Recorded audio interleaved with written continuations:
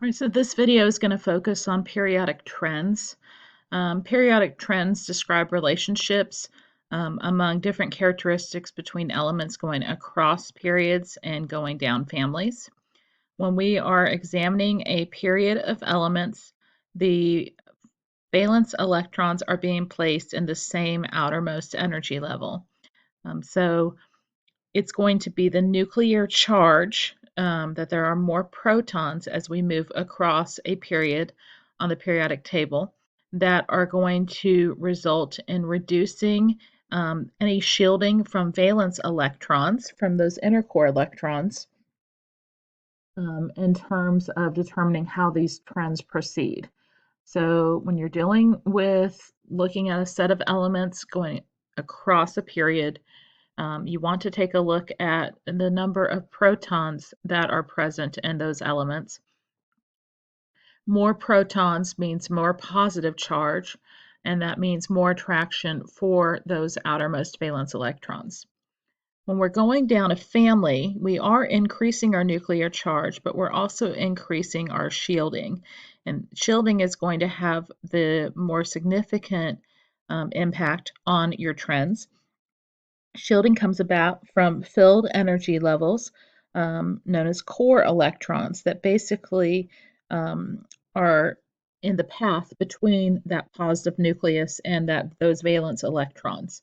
And the more of that shielding that you have, the more the protons, that nuclear charge, is being deflected by that shielding and is not going to have as strong of a hold on those outermost valence electrons.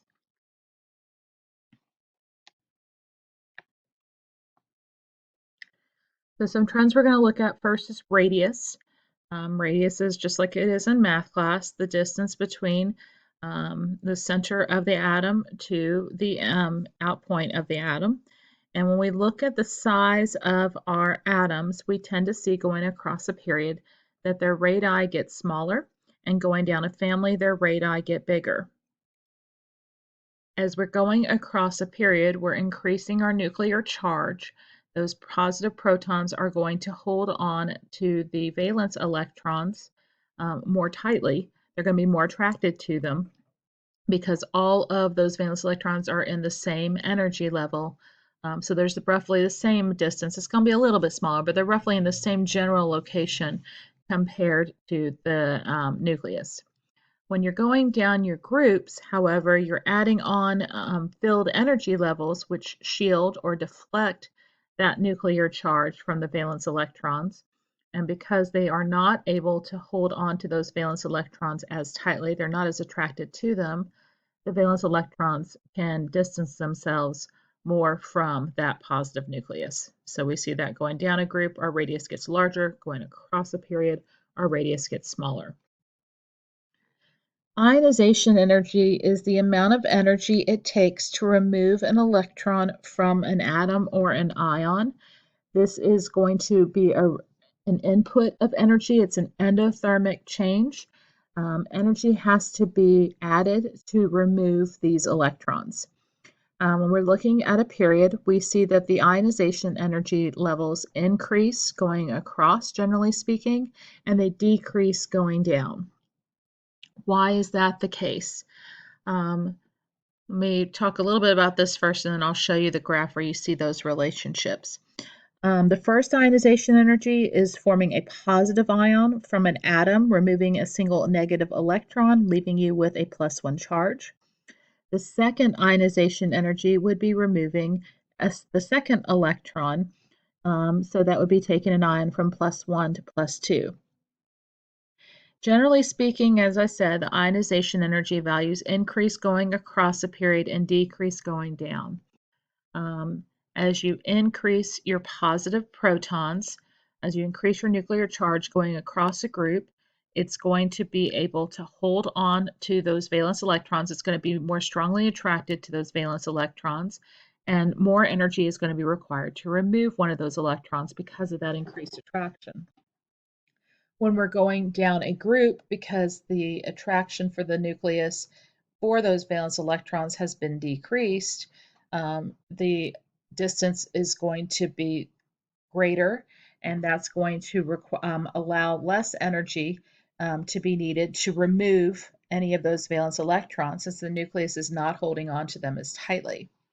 There are some notable exceptions, and it has to do with stability.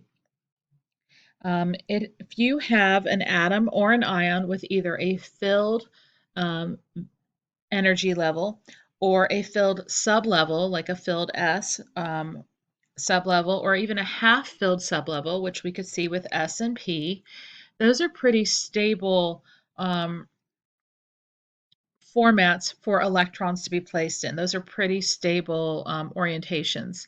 And so when you have one of those, more energy is going to be needed to remove an electron from that stable state. So here we see, again, going across our periods, generally speaking, those ionization energy values are increasing, and going down a group, we see that they are decreasing. I do want you to notice that with beryllium to boron, we see kind of a drop in those ionization energies, and that would be because when boron gives up that one electron, it now has a filled sublevel. It goes to having the configuration similar to beryllium. We see the same thing with oxygen. When oxygen loses an electron, it gets to have this configuration that's similar to nitrogen, which would be half-filled for its p sublevel. You will notice that that group containing nitrogen and that group containing beryllium are going to require more energy to remove an electron from than the one that comes after. That would be in part because they are in some of those stable conformations, whether they be a filled sublevel or a partially filled sublevel. Electron affinity is a little bit different than ionization energy, and that ionization energy is the energy required in endothermic change to remove an electron. Electron affinity is the amount of energy that is released when an electron is added to an atom. And the trend follows the same pattern. It tends to increase going across a period and decrease going down a family. As you're going across a period, as you increase your nuclear charge, the nucleus is more strongly attracted to those outermost electrons, and it's able to knows how many orbitals have empty places for electrons. As you get closer to filling that valence level, that valence sublevel, and getting your complete shell of electrons, more and more energy would be released to grab onto those outermost electrons. As you go down a family, because you're having more shielding, you're going to reduce the attraction of the nucleus for those valence electrons. They're going to get further separated, and as you continue to add more shielding, less and less energy would be released because the nucleus is not nearly as attracted to those valence electrons with the increased distance. And so there you see an example of that trend. And again, there are exceptions. Also has to do with stability with the half-filled sublevels or the partially filled sublevel, or sorry, the completely filled sublevel, like with S. The last trend we're going to talk about today is dealing with radius. And we did talk about radius earlier, but right now we're going to look at ionic radius. When we are looking at ionic radius, we're going to be comparing the radius of these ions to their parent atoms. And what you see with the blue atoms or the blue ions is that they are all positively charged. What that means is that they have lost one or more electrons. You have the same number of protons, but because you have a reduced number of electrons, the nucleus is able to hold on to the remaining electrons even more tightly, causing their radii to get smaller. With the orange and green atoms, we see that the ions are actually larger than their parent atom. As you form negative ions, you have gained electrons, so now you have more negative electrons that those positive protons are trying to be attracted to. And if you increase those number of electrons, you are basically diluting the strength of that nucleus. You're reducing the attraction of the nucleus for individual electrons because it has to be spread out across all of the electrons. So your anions are going to become larger than their parent atoms. Your cations are going to become smaller than their parent atoms. Isoelectronic ions are ions throughout the periodic table that have the same number of electrons. So these 5 all have, make sure I've done my math right, yeah, 10 electrons. O2 minus, O has 8 electrons, you add 2 to it to get 10. F minus had 9, add 1 to it to get 10. Sodium had 11, subtract 1 from it to get 10. Magnesium had 12, subtract 2 to get 10. And aluminum had 13, subtract 3 from it to get 10. All of these have the same number of electrons, but because they are different elements, they have different numbers of protons. If they have more protons, they're able to hold on to their electrons more tightly and they would become smaller. If they have fewer protons, they would have less attraction for those additional electrons, and those particular ions would get larger. So when you are isoelectronic, the fewer protons you have, the larger you get, which would be the case of O2 minus. And the more protons you have, the smaller you would get because the more attraction you would have for that number of electrons, which would be the case with aluminum. So here are some examples. We're going to rank these based on size. So we're going to find them on the table. Rb is number 37, sodium's number 11, beryllium's number 4. If you are increasing in size, you're going from smallest to largest. Remember, we get larger going down a group and smaller going across. So there's more shielding present with rubidium.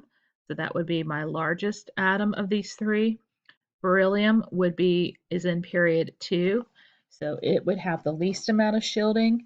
Although they are not all in the same group, relatively speaking, beryllium would have, because it has less shielding, is going to be relatively smaller than sodium. So beryllium, then sodium, and then rubidium would be my order for size. Strontium's number 38, selenium's 34, neon's number 10. They're all in different periods. They're all in different groups. The one with the most shielding is strontium. The one with the least amount of shielding is neon. Neon is at the very end of my period, so it would be the smallest within its period. Selenium is 2 down from it, so it has a filled layer of core electrons separating its nucleus from its valence electrons, so selenium would fall in between. Fe is number 26, phosphorus is number 15, O is number 8. Again, more shielding would be present with Fe. The least amount of shielding would be present with O. Phosphorus would fall in between. Now, I believe we're going to look at those same set of examples, but this time with ionization energy. Remember, ionization energy is the willingness to give up an electron. And if we are increasing in ionization energy, we're going to require less energy to remove an electron than we are if we're going to require less energy to remove an electron. Sorry. So rubidium again, 37. Sodium again, number 11. Beryllium again, number 4. As you get further away from your nucleus, you require less energy because there's less of an attraction for those electrons. So the one with the smallest ionization energy would be rubidium. The one that has its valence electrons closest to the nucleus would have the greatest ionization energy, which would be beryllium. Sodium would fall in between. Strontium's number 38, selenium's 34, neon is number 10. Again, the one with the greatest amount of shielding is going to have the smallest ionization energy, has the least attraction for its valence electrons, and that would be the case with strontium. The one with the most attraction for its valence electrons would be neon. Period 2, selenium, and period 4 would fall between the two. Fe 26, phosphorus 15, O is 8. Fe would have the most shielding, O would have the least shielding. So O would require the most ionization energy to remove an electron. Fe would require the least. Also keep in mind with O and P that as you move across a period, the ionization energy levels are going to increase. And as you go down a group, your ionization energy levels are going to decrease. So even if we look at it from the nuclear charge perspective, O is going to have a more increased nuclear charge within its period. And then phosphorus, although it's one shy, has that extra layer of electrons, that shielding, that is going to cause its ionization energy to be a little bit less than oxygen's. So order these atoms from least exothermic electron affinity to the most. Remember, electron affinity by definition is exothermic. So N, O, and F are in the same period. The one that least wants to gain an electron is going to be the one with the smallest nuclear charge, and that would be nitrogen. It has 7 protons compared to fluorine, which has 9. So those are in order. And then if I look at bromine, chlorine, and fluorine in group 17, shielding is going to determine this trend. And so the one that has the least exothermic electron affinity is going to be the one with the greatest separation from its nucleus, which would be bromine. Fluorine, having the smallest amount of shielding, would be the one with its electrons closest to the nucleus and would have the greatest electron affinity. Chlorine would fall in between. Here you're given electron affinities for aluminum, phosphorus, make sure I've got these right, aluminum, silicon, phosphorus, sulfur, and chlorine. We see that aluminum and silicon, it increases in electron affinities, but then it drops for phosphorus and goes back up for sulfur and chlorine.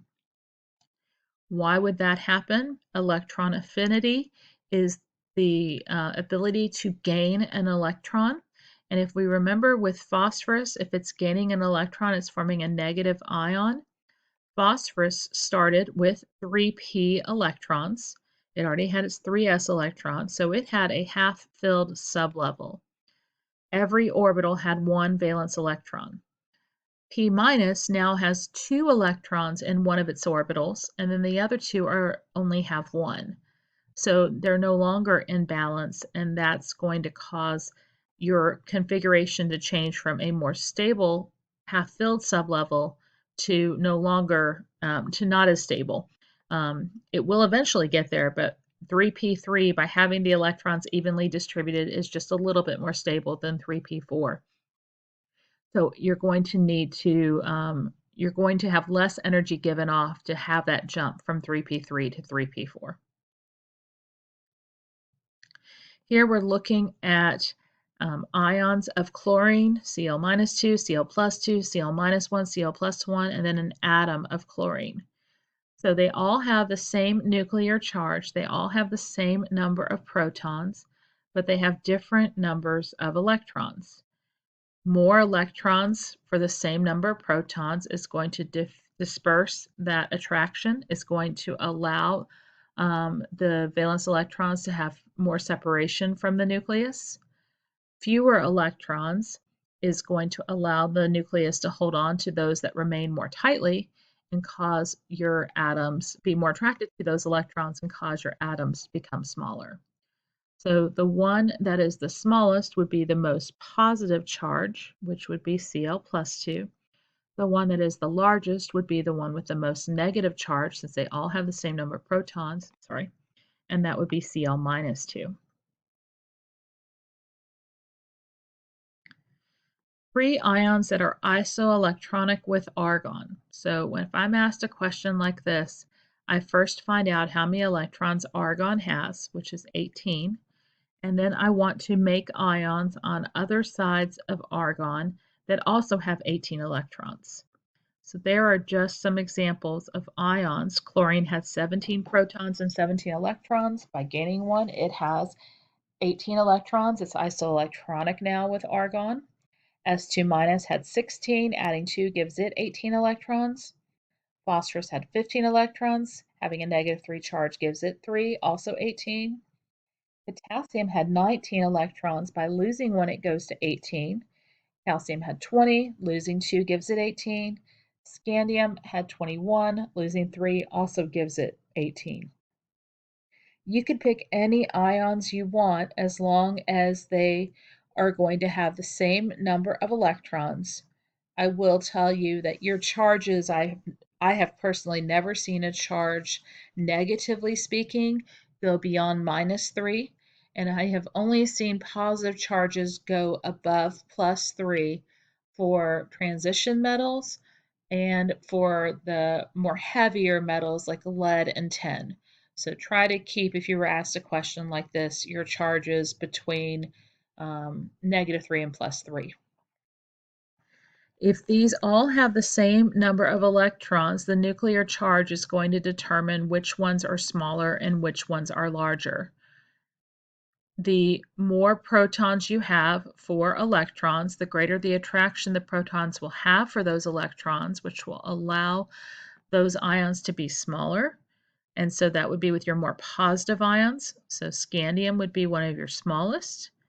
And then the ones that are larger are going to have more electrons and not as many protons, so they're not going to be able to be as attracted to them. So your more negative isoelectronic ions are going to be larger. So in order, we would go from scandium to calcium to potassium, then our neutral atom argon, and then our negatively charged ions from smallest to largest, chlorine minus, S2 minus, and P3 minus. Why does rubidium have a larger radii than Na? Na and Rb are in the same group, but Rb has more shielding than Na. Rb has more filled energy levels than sodium. They both have the same number of valence electrons. Rubidium definitely has more protons, but it has all these filled energy levels that are separating its positive charge from those valence electrons. So because of those additional energy levels, the protons that rubidium has are shielded from that valence electron, weakening the attraction between the nucleus and those valence electrons and increasing the separation between the nucleus and rubidium's valence electron. So when you are asked to answer questions like this, you need to make sure you distinguish between any physical differences between the two elements, what those differences have to do with our trends, and then how that difference with our trend relates back to the specific trend that you are exploring. Here we want to know why aluminum has a bigger radius than Ar. Aluminum is in the same period as argon, so they both have the same number of filled core electrons, but aluminum has fewer protons than argon. Argon has 18, aluminum has 13. So argon has a greater nuclear charge, and it can hold on to its 18 electrons as a result. It's more attracted to them than aluminum's 13 protons are to its 13 electrons. The increased nuclear charge, having more protons, strengthens argon's attraction for its valence electrons, or if you were going to look at it from aluminum's side, the decreased effective nuclear charge weakens aluminum's attraction for its valence electrons, and because there's a weakened attraction, the valence electrons are able to spread away, are able to move away from the nucleus more than they were with argon. Or if you were going to answer this question from argon's perspective, argon's valence electrons would be pulled more tightly to the nucleus due to that increased attraction. Why does S have a smaller electron affinity than chlorine?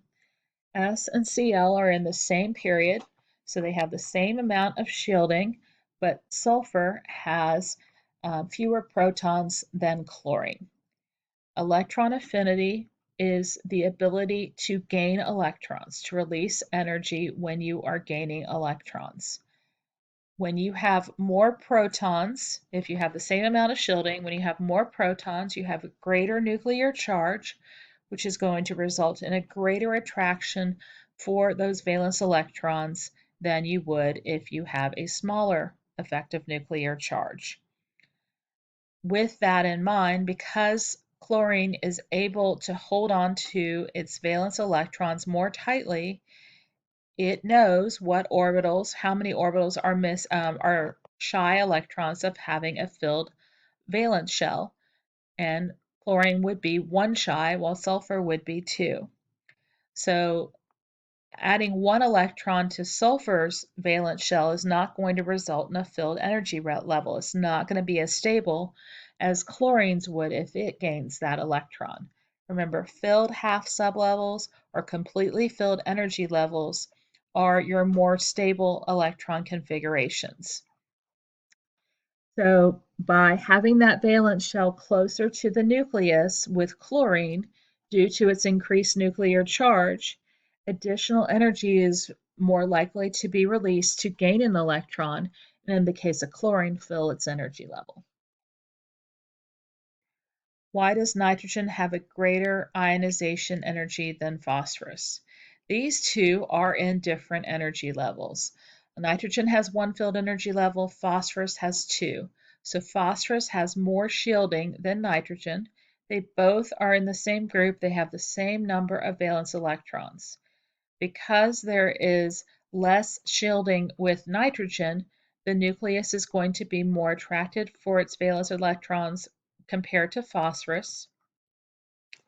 And since there is less shielding and that nucleus is more attracted to those valence electrons, it's going to require more energy for an electron to be removed.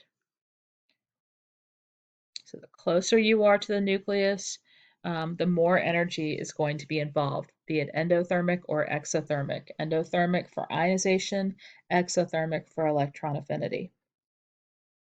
Why is Br minus bigger than Rb plus?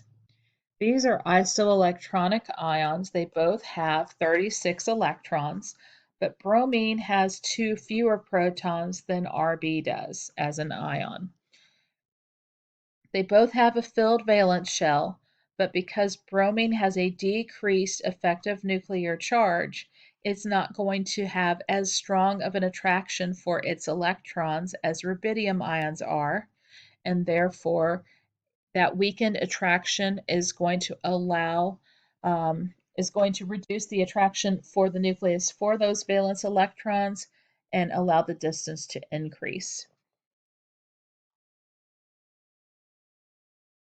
And that would be the end of periodic trends.